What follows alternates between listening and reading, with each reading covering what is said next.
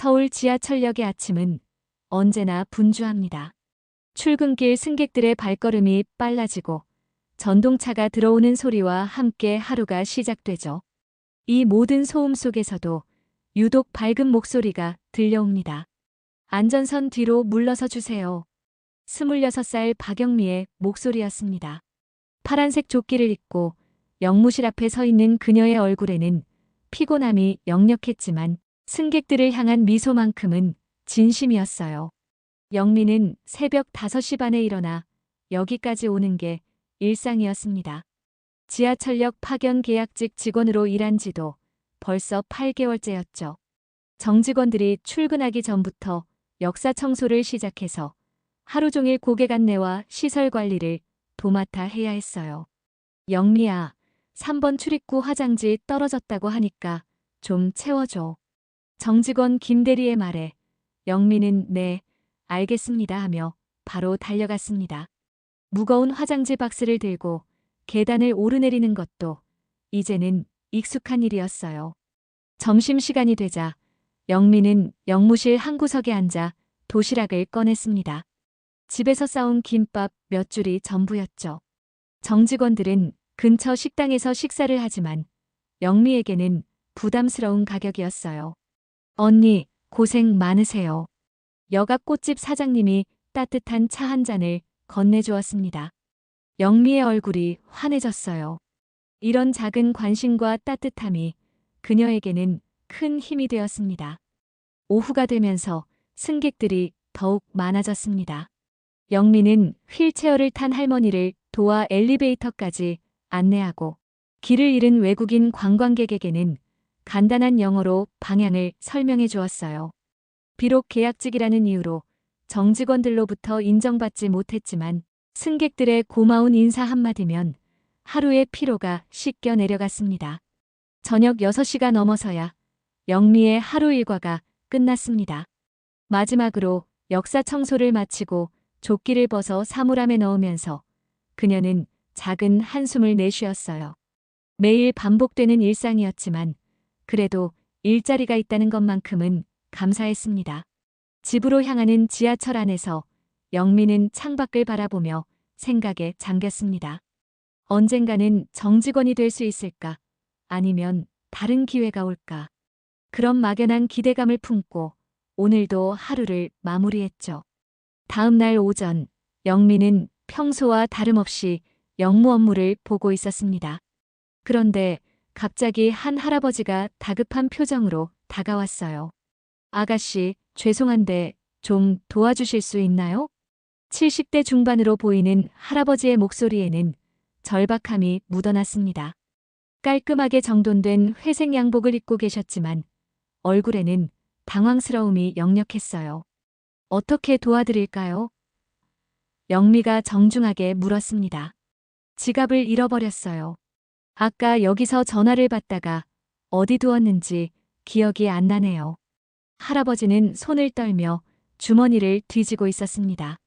영미는 즉시 할아버지를 분실물 접수 창구로 안내했습니다. 하지만 할아버지의 표정이 점점 어두워지는 것을 보고 무언가 더 중요한 사연이 있음을 직감했어요. 혹시 지갑에 중요한 것이 들어있으신가요? 네. 오늘 오후에 손녀와 함께 연극을 보러 가기로 했는데 그 표가 지갑 안에 있어요. 할아버지의 목소리가 떨렸습니다. 손녀가 얼마나 기다렸는지 몰라요. 한 달 전부터 기대하고 있었거든요. 영미의 마음이 울컥했습니다. 할아버지의 간절한 눈빛에서 손녀에 대한 사랑이 느껴졌어요. 규정상으로는 분실물 신고 접수만 해드리고 기다리라고 해야 했지만 영미는 다른 선택을 했습니다. 할아버지, 잠깐만 기다려주세요. 제가 직접 찾아보겠습니다. 영미는 할아버지가 전화를 받았다던 장소부터 차근차근 찾기 시작했습니다. 벤치 및 화장실, 매점 주변까지 샅샅이 뒤졌지만 지갑은 보이지 않았어요. 그때 청소를 담당하시는 박 아주머니가 다가왔습니다. 영미야, 혹시 검은색 가죽 지갑 찾는 거야? 네, 맞아요. 어디서 보셨어요? 아까 3번 출구 쪽 휴지통 옆에 떨어져 있길래 주워뒀어.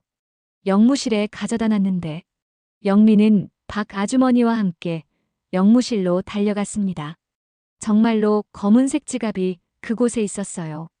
지갑을 확인해 보니 할아버지 신분증과 함께 연극표 2장이 들어 있었습니다.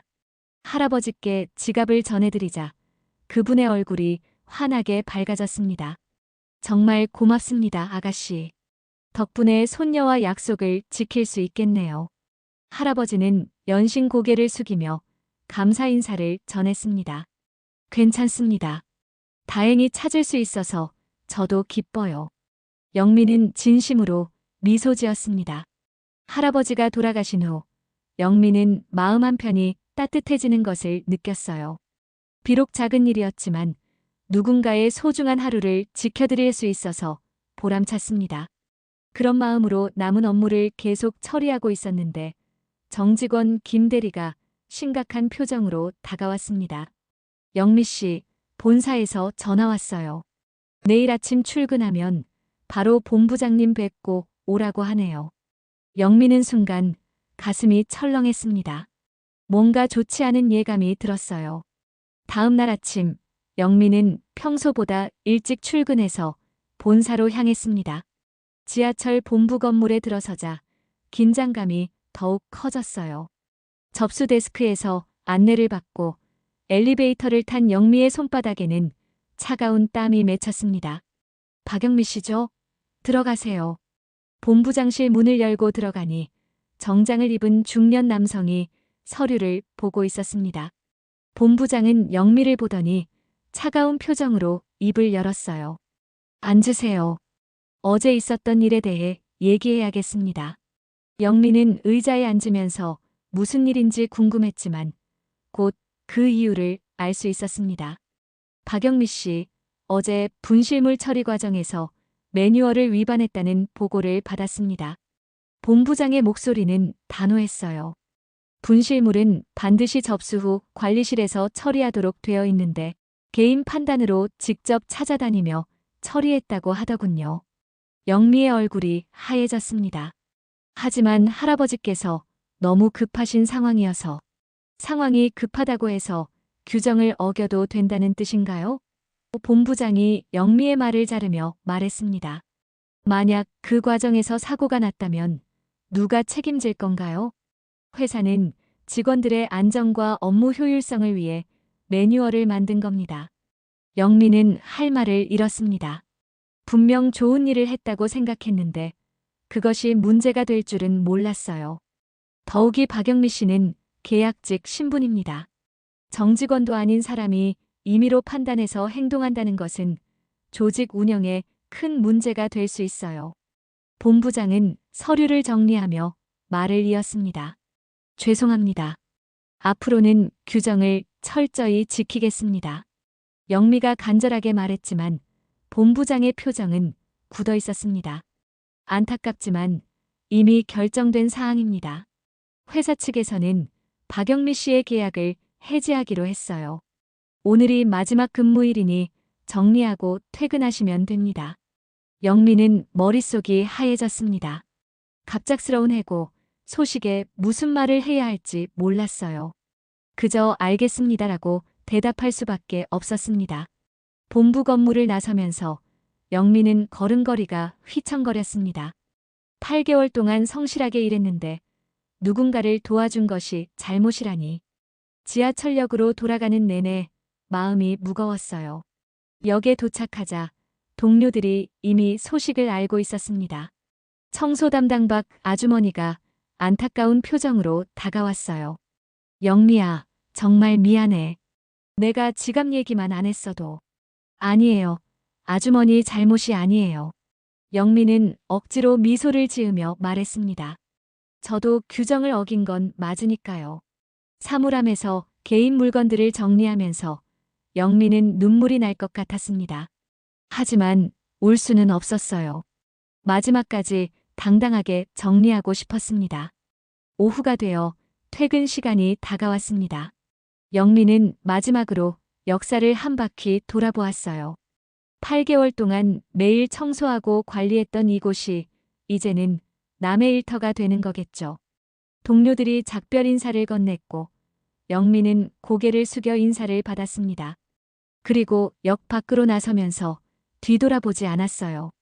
새로운 시작을 위해서라도 뒤돌아볼 수는 없었습니다. 3일이 지난 오후, 역에 익숙한 모습의 할아버지가 나타났습니다. 손에는 정성스럽게 포장된 과일 바구니를 들고 계셨어요. 지난번 지갑을 찾아준 영미에게 감사 인사를 전하려고 오신 것이었습니다. 할아버지는 영무실로 향하며 밝은 표정을 지었습니다. 손녀와 함께 본 연극이 얼마나 즐거웠는지 그 고마운 마음을 꼭 전하고 싶었거든요. 저번에 지갑 찾아주신 박영미라는 분 계신가요? 영무실 직원이 난처한 표정을 지었습니다. 아, 그분 말씀이시군요. 죄송하지만 박영미 씨는 더 이상 저희 역에서 근무하지 않습니다. 네, 무슨 말씀이세요? 할아버지의 얼굴에 당황스러움이 번졌어요. 며칠 전에 그만두셨어요. 자세한 사정은 저희도. 할아버지는 더 이상 말을 듣고 있을 수 없었습니다. 청소를 하고 있던 박 아주머니를 찾아가 사정을 물어보았어요. 해고당했다고요? 박 아주머니가 자초지종을 설명해주자 할아버지의 얼굴이 점점 굳어졌습니다. 그 아가씨가 저를 도와준 것 때문에 일자리를 잃었다는 말씀이신가요? 그렇습니다. 규정을 어겼다는 이유로. 박 아주머니도 안타까운 표정이었어요. 할아버지는 과일 바구니를 바닥에 내려놓고 한참을 말없이 서 있었습니다.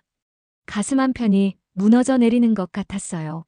자신 때문에 착한 사람이 피해를 봤다는 사실이 견딜 수 없었습니다. 나쁜 일을 한 것도 아닌데 어쩜 세상에 이런 일이. 할아버지는 중얼거리며 자책했습니다. 집으로 돌아가는 길에 할아버지의 마음은 무거웠습니다. 손녀와 함께 즐겁게 본 연극이 이제는 죄스럽게 느껴졌어요. 그 행복한 시간이 누군가의 불행과 바뀐 것 같아서 말이죠. 집에 도착하자 딸 김수진이 아버지의 어두운 표정을 알아챘습니다. 수진은 노인복지재단에서 이사장으로 일하고 있는 사회복지사였어요. 아버지, 무슨 일이세요? 표정이 안 좋으시네요. 할아버지는 딸에게 그동안 있었던 일을 모두 털어놓았습니다. 지갑을 잃어버린 일부터 영미가 도와준 일, 그리고 그녀가 해고당한 사실까지 말이에요. 정말 착한 아가씨였어. 규정 같은 건 신경 쓰지 않고 할아버지 마음을 헤아려 준 거야. 할아버지의 목소리에는 미안함과 고마움이 섞여 있었습니다. 수지는 아버지의 이야기를 들으며 깊은 생각에 잠겼습니다. 오랫동안 사회복지 분야에서 일하면서 진정으로 사람을 배려할 줄 아는 직원을 찾기가 얼마나 어려운지 알고 있었거든요. 아버지, 그분 연락처를 알 수 있을까요? 왜 그러니? 우리 재단에서 그런 분을 찾고 있었어요. 진심으로 사람을 도울 줄 아는 직원 말이에요. 수진의 눈빛이 반짝였습니다. 만나서 이야기해보고 싶어요. 할아버지의 얼굴이 조금씩 밝아졌습니다. 혹시 영미에게 새로운 기회가 될 수 있을까 하는 희망이 생겼어요. 하지만 그 아가씨가 우리를 만나주려고 할까? 내 때문에 피해를 봤는데. 아버지가 직접 사과하시고 상황을 설명해드리면 될 거예요. 진심은 통하는 법이니까요. 수지는 다음 날 바로 지하철 본사에 연락해서 영미의 연락처를 알아내기로 했습니다. 이런 좋은 사람을 그냥 놓칠 수는 없었거든요. 이틀 후 저녁, 영미는 작은 원룸에서 구인 광고를 보고 있었습니다. 해고된 후 며칠 동안 이력서를 넣었지만 연락이 오는 곳은 많지 않았어요. 마음이 조급해지기 시작했습니다. 그때 핸드폰이 울렸습니다. 모르는 번호였지만 혹시나 하는 마음에 받아보았어요. 여보세요. 박영미 씨 맞으신가요? 네, 맞습니다. 안녕하세요. 저는 김수진이라고 합니다. 혹시 시간 괜찮으시면 뵙고 싶은데요. 영미는 갑작스러운 전화에 당황했습니다. 죄송한데 어떤 일로 연락 주신 건가요? 아버지와 관련된 일입니다. 지하철역에서 지갑을 잃어버리셨던. 수진이 말을 꺼내자 영미는 바로 알아차렸어요. 아, 그 할아버지 따님이시군요. 네, 맞습니다. 아버지께서 영미 씨 때문에 마음고생이 심하세요. 꼭 한번 만나서 말씀드릴 게 있다고 하시거든요. 영미는 잠시 망설였습니다. 사실 그 일로 해고당한 것에 대해 서운한 마음이 전혀 없다고 할 수는 없었어요. 하지만 할아버지가 마음 아파하신다니 거절할 수도 없었습니다. 알겠습니다. 언제 뵐까요? 다음 날 오후, 영미는 약속 장소인 카페에 도착했습니다. 이미 할아버지와 중년 여성이 앉아 계셨어요. 할아버지는 영미를 보자마자 일어나서 깊게 인사했습니다. 정말 죄송합니다, 아가씨. 나 때문에 일자리를 잃게 만들어서. 아니에요, 할아버지. 제가 선택한 일이니까 괜찮습니다. 영미는 진심으로 말했어요. 할아버지의 진심 어린 사과에 마음이 따뜻해졌습니다. 수진이 나서서 자신을 소개했습니다. 저는 김수진이에요. 노인복지재단에서 이사장으로 일하고 있습니다. 노인복지재단이요? 영미는 조금 놀랐어요. 네, 아버지께서 영미 씨 이야기를 해주시는데 정말 감동받았어요. 수진의 목소리에는 진심이 담겨 있었습니다. 규정보다 사람의 마음을 먼저 생각하는 분이라고 하시더라고요. 할아버지가 고개를 끄덕였습니다. 그날 손녀와 연극을 보러 갈 수 있었던 건 정말 아가씨 덕분이었어요. 어떻게 보답해야 할지 모르겠더라고요. 사실 저희 재단에서 새로운 직원을 찾고 있었어요. 수진이 영미를 바라보며 말했습니다. 행정 업무와 현장 관리를 함께 담당할 뿐 말이에요. 영미 씨 같은 분이 딱 필요했습니다.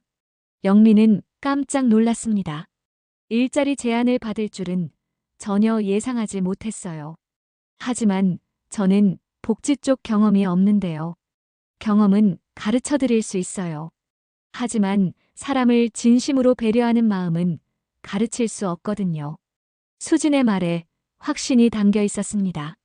영미 씨는 이미 그 마음을 갖고 계시잖아요. 할아버지도 간절한 표정으로 말했습니다. 제발 거절하지 마세요. 이게 제가 아가씨에게 할 수 있는 유일한 보답이에요. 영미는 한참 동안 생각에 잠겼습니다. 낯선 분야였지만 사람을 도울 수 있는 일이라는 점이 마음에 들었어요. 무엇보다 할아버지와 수진의 진심이 느껴졌습니다. 정말 제가 도움이 될 수 있을까요? 물론이에요. 우리가 필요한 건 따뜻한 마음을 가진 사람이에요. 수진이 미소 지으며 대답했습니다. 영미는 마침내 고개를 끄덕였습니다. 감사합니다. 열심히 하겠습니다. 할아버지의 얼굴이 환하게 밝아졌고 수진도 기뻐했습니다. 작은 친절이 이렇게 큰 인연으로 이어질 줄 누가 알았을까요? 일주일 후, 영미는 노인복지재단 건물 앞에 서 있었습니다. 하얀색 4층 건물은 생각보다 규모가 컸고 입구에는 따뜻한 마음으로 함께하는 노인복지재단이라는 문구가 적혀 있었어요. 영미는 긴장된 마음으로 건물 안으로 들어갔습니다. 영미 씨, 어서 오세요. 수진이 로비에서 기다리고 있다가 반갑게 맞이했습니다. 첫 출근 소감이 어떠세요? 조금 떨리지만 기대됩니다. 영미는 솔직하게 대답했어요. 수진은 영미를 2층 사무실로 안내했습니다. 사무실에는 10명 정도의 직원들이 업무를 보고 있었고 분위기가 전반적으로 화기애애했어요. 지하철역에서 느꼈던 딱딱한 분위기와는 사뭇 달랐습니다. 여러분, 새로 오신 박영미 과장님입니다. 수진이 직원들에게 소개하자 모두들 따뜻하게 박수를 쳐주었어요. 과장이라니요? 영미는 당황했습니다. 경력과 능력을 고려해서 과장으로 시작하시게 됐어요. 주로 프로그램 기획과 현장 지원 업무를 담당하시면 됩니다. 수진이 설명해 주었습니다. 영미의 자리는 창가 쪽이었습니다. 책상 위에는 업무 매뉴얼과 함께 작은 화분이 놓여 있었어요. 동료들이 준비해준 선물이었습니다. 처음에는 이해하기 어려울 수도 있어요. 천천히 배워가시면 됩니다. 옆자리 김 과장이 친절하게 말해주었습니다. 첫날은 주로 재단 소개와 업무 파악에 시간을 보냈습니다. 노인복지재단은 독거노인 지원, 치매 예방 프로그램, 건강관리 서비스 등 다양한 사업을 진행하고 있었어요. 영미는 하나하나 꼼꼼히 메모하며 배웠습니다. 점심시간에는 동료들과 함께 근처 식당에서 식사를 했어요. 모두들 영미를 편하게 대해주어서 긴장이 많이 풀렸습니다. 영미 과장님은 어떤 일을 하셨어요? 한 동료가 물어보았습니다. 지하철역에서 고객 안내 업무를 했었어요. 영미가 대답하자 모두들 고개를 끄덕였습니다. 그럼 고객 응대는 정말 잘하시겠네요. 우리 어르신들도 고객이니까 많은 도움이 될 것 같아요. 오후에는 수진과 함께 현장 견학을 나갔습니다. 재단에서 운영하는 노인복지관을 방문한 것이었어요. 복지관에는 여러 어르신들이 다양한 프로그램에 참여하고 계셨습니다. 어르신들 표정이 정말 밝으시네요. 영미가 감탄하며 말했습니다. 네, 여기 오시면 외로움도 있고 새로운 취미도 찾으시거든요. 수진이 자랑스럽게 설명했습니다. 그때 한 할머니가 영미에게 다가왔습니다. 새로 오신 선생님이세요? 네, 안녕하세요. 박영미라고 합니다. 영미는 정중하게 인사했어요. 아이고, 얼굴이 참 곱네요. 우리 손녀 같아요. 할머니가 영미의 손을 잡으며 말했습니다. 그 순간 영미는 왜 이 일을 해야 하는지 알 것 같았어요. 할머니의 따뜻한 손길에서 지하철역에서 느꼈던 것과 같은 보람을 발견했습니다. 재단으로 돌아오는 길에 수진이 물어보았습니다. 첫날 소감이 어떠세요? 생각보다 좋았어요. 어르신들께서 정말 따뜻하시더라고요. 영미의 목소리에는 진심이 담겨 있었습니다. 영미 씨가 오신 게 정말 잘 된 것 같아요. 어르신들도 영미 씨를 좋아하실 것 같고요.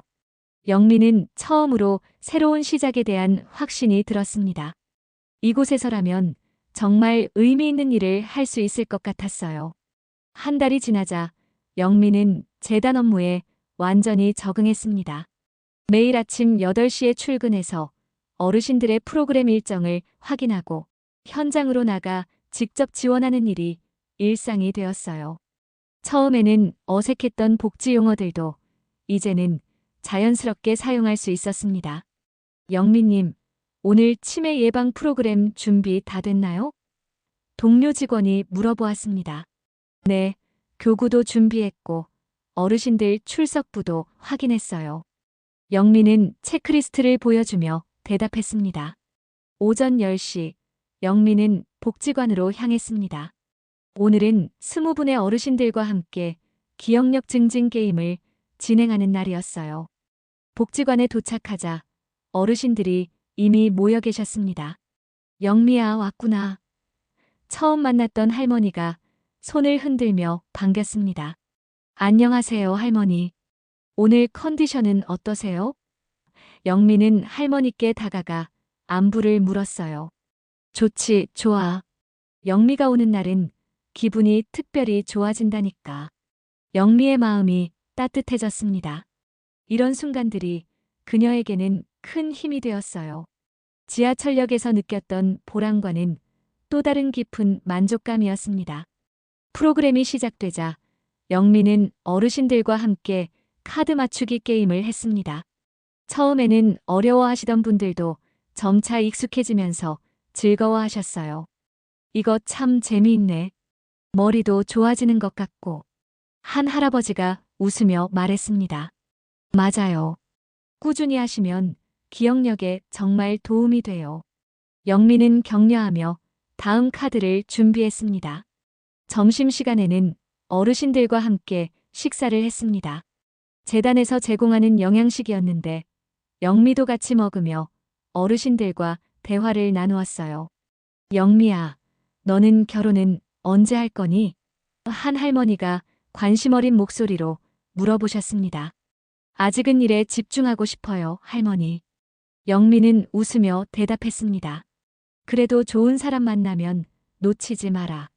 나처럼 혼자 늙으면 쓸쓸하다. 어르신들의 인생 조언을 들으며 영미는 많은 것을 배웠습니다. 단순히 업무를 처리하는 게 아니라 인생의 선배들과 진솔한 대화를 나누는 시간이었어요. 오후에는 재단으로 돌아와 프로그램 진행 보고서를 작성했습니다.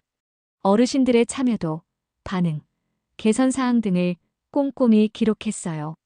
이런 데이터가 쌓여서 더 나은 프로그램을 만드는 기초가 되었습니다. 어르신들이 요즘 영미님 얘기를 많이 하세요. 현장 담당 직원이 말해주었습니다. 정말 좋아하신다고 하더라고요. 제가 더 많이 배우고 있어요. 어르신들께서 워낙 따뜻하게 대해주셔서요. 퇴근 시간이 다가오자 수진이 영미의 자리로 왔습니다. 영미 씨, 한 달 동안 어떠셨어요? 힘들지는 않았죠? 전혀요. 오히려 보람있고 즐거워요. 영미의 대답은 진심이었습니다. 어르신들과 함께 있으면 마음이 편해져요. 다행이네요. 영미 씨가 오신 후로 어르신들 만족도가 눈에 띄게 높아졌어요. 수진도 만족스러운 표정이었습니다. 집으로 가는 길에 영미는 하루를 되돌아보았습니다. 한 달 전만 해도 막막했던 미래가 이제는 희망으로 가득했어요. 작은 친절에서 시작된 인연이 이렇게 큰 변화를 가져올 줄은 꿈에도 몰랐습니다. 석 달 후 노인복지재단 이사회실에서는 분기별 회의가 열리고 있었습니다.